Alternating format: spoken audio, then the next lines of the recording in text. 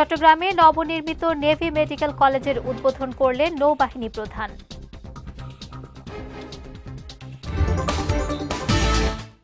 এবং নির্ধারিত সময়ের মধ্যে প্রকল্পের কাজ শেষ হলে জলাবদ্ধতা নিয়ন্ত্রণে আসবে জানালেন চসিক মেয়র।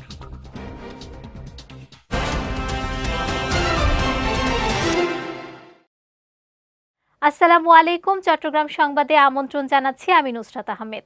শুনছিলেন শিরোনাম, এবারে বিস্তারিত। চট্টগ্রামে নবনির্মিত নেভি মেডিকেল কলেজের উদ্বোধন করা হয়েছে। সকালে এর উদ্বোধন করেন নৌবাহিনী প্রধান অ্যাডমিরাল এম নাজমুল হাসান। চট্টগ্রামের বানৌজা ঈসা খান সংলগ্ন বন্দরটিলা এলাকায় নবনির্মিত মেডিকেল কলেজের উদ্বোধন অনুষ্ঠানে প্রধান অতিথির বক্তব্যে নৌপ্রধান বলেন, চট্টগ্রামের দক্ষিণাঞ্চলে আধুনিক চিকিৎসা বিষয়ক শিক্ষা, গবেষণা ও প্রশিক্ষণের সমন্বয়ে প্রতিষ্ঠিত এ মেডিকেল কলেজ স্বাস্থ্য খাতে একটি গুরুত্বপূর্ণ সংযোজন। তিনি আরও বলেন, দক্ষ, নৈতিক ও পেশাদার চিকিৎসক তৈরির মাধ্যমে এটি সশস্ত্র বাহিনীর চিকিৎসা সক্ষমতা বৃদ্ধি করবে এবং একই সঙ্গে দেশের সাধারণ জনগণের জন্য উন্নত স্বাস্থ্যসেবা নিশ্চিত করতে সহায়ক ভূমিকা পালন করবে। অনুষ্ঠানে নৌবাহিনীর সদর দপ্তর ও চট্টগ্রাম নৌ অঞ্চলের ঊর্ধ্বতন কর্মকর্তা, সামরিক ও বেসামরিক অতিথি, চিকিৎসা ও শিক্ষা খাতের বিশিষ্ট ব্যক্তিবর্গ, শিক্ষক, শিক্ষার্থী, অভিভাবক এবং বিভিন্ন গণমাধ্যমের প্রতিনিধিরা উপস্থিত ছিলেন। চট্টগ্রাম নগরীতে ভারী বর্ষণে চলমান উন্নয়ন কাজের কারণে কিছু এলাকায় জলাবদ্ধতায় সাময়িক সমস্যা সৃষ্টি হলেও সমন্বিত উদ্যোগের মাধ্যমে তা দ্রুত সমাধান করা সম্ভব হয়েছে বলে জানিয়েছেন Chittagong city mayor doctor Shahadat Hossain. বলেছেন, নির্ধারিত সময়ের মধ্যে প্রকল্পের কাজ শেষ হলে স্থায়ীভাবে জলাবদ্ধতা নিয়ন্ত্রণে আসবে।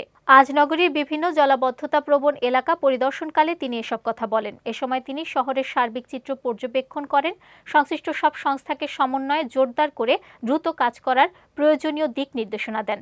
এর আগে মেয়রের সরেজমিনে পরিদর্শন ও নির্দেশনার ভিত্তিতে হিজরা খাল, জামাল খান খাল এবং মুরাদপুর বক্স কালভার্ট এলাকায় স্থাপিত অস্থায়ী বাঁধ অপসারণ করা হয়। এর ফলে প্রবর্তক মোড়, কাতালগঞ্জ, চকবাজার, জামাল খান, মুরাদপুর ও বহদ্দার হাট সহ আশপাশের এলাকায় দ্রুত পানি নেমে যায়। চট্টগ্রামে আইনজীবী সাইফুল ইসলাম আলিফ হত্যা মামলার বাদী ও আলিফের বাবা জামাল উদ্দিনকে আবারও জেরা করা হয়েছে। আজ চট্টগ্রামের দ্রুত বিচার ট্রাইব্যুনালের বিচারক মোহাম্মদ জাহিদুল হকের আদালতে আসামির পক্ষে আইনজীবীরা জামাল উদ্দিনকে জেরা করেন। শুনানিতে চিন্ময় কৃষ্ণ দাসকে ভার্চুয়ালি হাজির করা হয়। এছাড়া অন্য আসামিরা আদালতে উপস্থিত ছিলেন। এ বিষয়ে মামলার বাদীর আইনজীবী মোহাম্মদ রায়হানুল ওয়াজেদ চৌধুরী বলেন, আলিফ হত্যা মামলায় তার বাবা আগে সাক্ষ্য দিলেও জেরা সম্পন্ন করতে প্রায় 4 বার তারিখ পেরিয়েছে। প্রতিবারই আসামি চিন্ময় কৃষ্ণ দাসের পক্ষে সময়ের আবেদন করা হলে আদালত তা মঞ্জুর করেছেন। আজ অসমাপ্ত জেরা শেষ হওয়ার কথা থাকলেও আদালত আবারও নতুন তারিখ নির্ধারণ করেছেন বলেও জানান বাদীর আইনজীবী। চট্টগ্রামের সাতকানিয়ায় ব্যবসায়ী শাহাদাত হোসেন হত্যা মামলার আসামি মোহাম্মদ ইসমাইলকে গ্রেফতার করেছে র্যাব। সকালে এক সংবাদ বিজ্ঞপ্তিতে তথ্যটি জানিয়েছেন র্যাব 7-এর চট্টগ্রামের সিনিয়র সহকারী পরিচালক ARA মোজাফফর হোসেন। বলেন, নিহত শাহাদাত স্থানীয় কুলিং কর্নার দোকানের মালিক ছিলেন। মাদক ব্যবসায় বাধা দেওয়াকে কেন্দ্র করে অভিযুক্তদের সঙ্গে তার বিরোধ চলছিল। গত 26 এপ্রিল এরই জেরে রাতে পরিকল্পিতভাবে হামলায় লোহার রড ও লাঠি দিয়ে মারধর করে তাকে গুরুতর আহত করা হয়। পরে হাসপাতালে চিকিৎসাধীন অবস্থায় তিনি মারা যান। এ ঘটনায় মামলা দায়েরের পর অভিযান চালিয়ে কেরানীহাট এলাকা থেকে ইসমাইলকে আটক করা হয়। কক্সবাজারের ইনানীতে 50 কেজি গাঁজা সহ এক মাদক পাচারকারীকে আটক করেছে কোস্টগার্ড। দুপুরে কোস্টগার্ডের মিডিয়া কর্মকর্তা লেফটেন্যান্ট কমান্ডার সাব্বির আলম সুজন এ তথ্য জানান। তিনি বলেন, কক্সবাজারের উখিয়া থানাধীন মেরিন ড্রাইভ সংলগ্ন সফির বিল এলাকায় মাদক পাচারকারীরা মাদক পাচারের উদ্দেশ্যে অবস্থান করছে এমন সংবাদের ভিত্তিতে গতকাল মধ্যরাতে ওই এলাকায় একটি বিশেষ অভিযান পরিচালনা করা হয়। অভিযান চলাকালীন কোস্টগার্ডের উপস্থিতি টের পেয়ে পালিয়ে যাওয়ার চেষ্টাকালে এক মাদক পাচারকারীকে আটক করা হয় এবং ঘটনাস্থল থেকে প্রায় 15 লাখ টাকা মূল্যের 50 কেজি গাঁজা জব্দ করা হয়। জব্দকৃত গাঁজা ও আটককৃত ব্যক্তিকে উখিয়া থানায় হস্তান্তর করা হয়েছে। চট্টগ্রাম কক্সবাজার মহাসড়কের চকরিয়া অংশে পৃথক দুর্ঘটনায় 2 জন নিহত হয়েছেন। এসব ঘটনায় আহত হয়েছেন আরও 5 জন। গতকাল মহাসড়কের হাড়বাং স্টেশনের কাছে এবং মালুমঘাট স্টেশনের দক্ষিণ পাশে এসব দুর্ঘটনা ঘটে। হাড়বাংয়ে যাত্রীবাহী পুরবী বাসের সঙ্গে মুখোমুখি সংঘর্ষে ঘটনাস্থলে নিহত হন মোটরসাইকেল আরোহী মিজানুর রহমান। এদিকে মালুমঘাট এলাকায় যাত্রীবাহী বাস ও কাভার্ড ভ্যানের মুখোমুখি সংঘর্ষে মোহাম্মদ ইউসুফ নামে এক বাস যাত্রী নিহত হয়েছেন। এ সময় আহত হন বাসের 5 জন যাত্রী।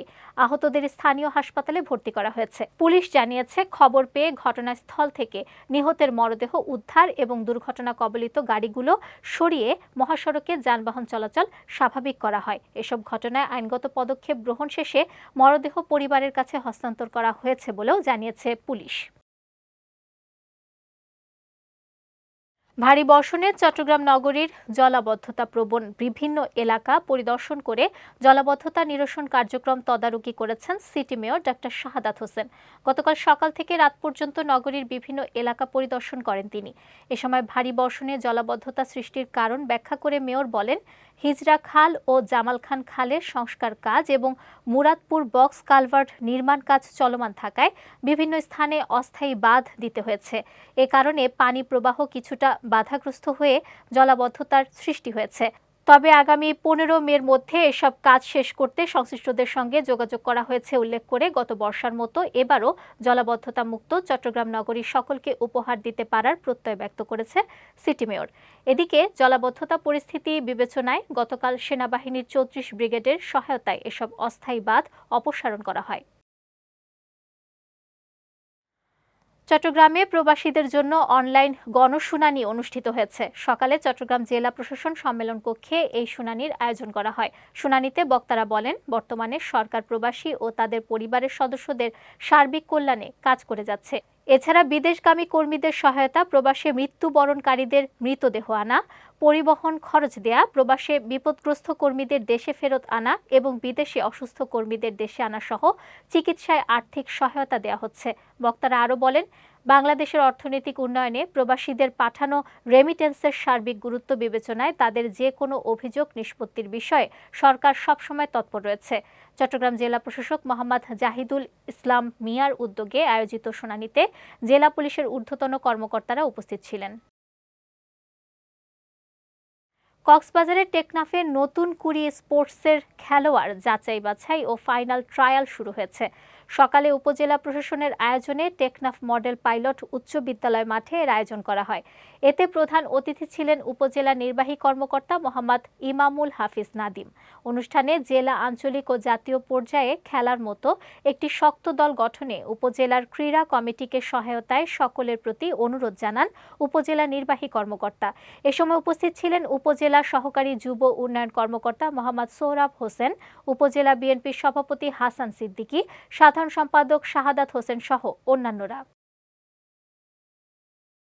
কক্সবাজারের ঈদগাঁও উপজেলায় 29 এপ্রিলে ঘূর্ণিঝড়ে নিহতদের স্মরণে দোয়া মাহফিল ও স্মরণ সভা অনুষ্ঠিত হয়েছে। দুপুরে উপজেলার পোকখালী ইউনিয়নের গোমাতলী উচ্চ বিদ্যালয় মিলনায়তনে স্বেচ্ছাসেবী সংগঠন আমরা গোমাতলীবাসীর উদ্যোগে এ দোয়া মাহফিলের আয়োজন করা হয়।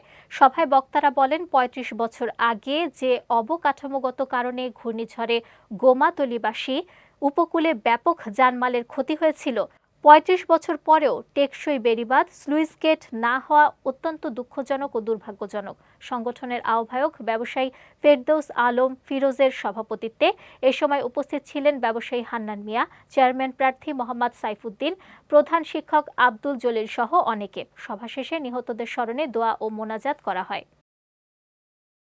রাঙ্গামাটির নানিয়ারচর উপজেলায় প্রাথমিক বিদ্যালয় গোল্ড কাপ ফুটবল টুর্নামেন্টের বিজয়ী ও রানার আপ দলের মাঝে পুরস্কার বিতরণী অনুষ্ঠান সম্পূর্ণ হয়েছে। সকালে উপজেলা অডিটোরিয়াম কক্ষে আয়োজিত অনুষ্ঠানে বিজয়ীদের মাঝে চেক প্রদান করা হয়। অনুষ্ঠানে সভাপতিত্ব করেন উপজেলা নির্বাহী অফিসার মঞ্জুরুল মোর্শেদ।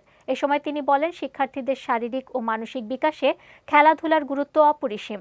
উপজেলা প্রাথমিক শিক্ষা অফিসের আয়োজনে গত 27 এপ্রিল উদ্বোধনের মাধ্যমে শুরু হয়ে 28 এপ্রিল ফাইনাল খেলার মধ্য দিয়ে এর সমাপ্তি ঘটে। থানা সংলগ্ন মাঠে অনুষ্ঠিত এই খেলায় উপজেলার বিভিন্ন প্রাথমিক বিদ্যালয়ের বালক ও বালিকা দল অংশগ্রহণ করে। চট্টগ্রাম সংবাদ শেষ করার আগে শিরোনামগুলো দেখে নিচ্ছি আরও একবার।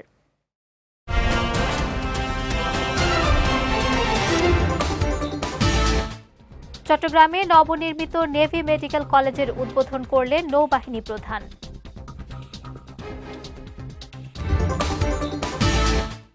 এবং নির্ধারিত সময়ের মধ্যে প্রকল্পের কাজ শেষ হলে জলাবদ্ধতা নিয়ন্ত্রণে আসবে জানালেন চসিক মেয়র।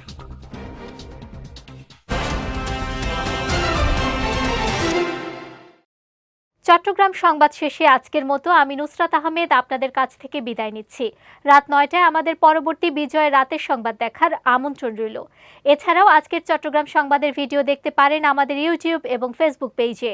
আমাদের ইউটিউব হলো youtube.com/bijoytvofficial এবং আমাদের ফেসবুক পেজ হলো facebook.com/bijoytvlimited। এতক্ষণ সঙ্গে থাকার জন্য ধন্যবাদ সবাইকে।